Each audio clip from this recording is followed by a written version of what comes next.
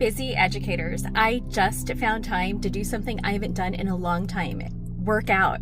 And it's all because of JAC. JAC saved me so much planning time this week. Here's how it can help you too.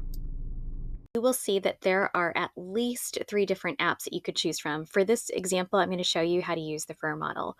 This is where you choose your subject that you want to create a Frayer model for, the grade level, and of course, choose your standard. From there, you can go ahead and select the vocabulary word that you are going to use. I'm going to use the word photosynthesis. I'm going to scroll down to the bottom. Generate with AI.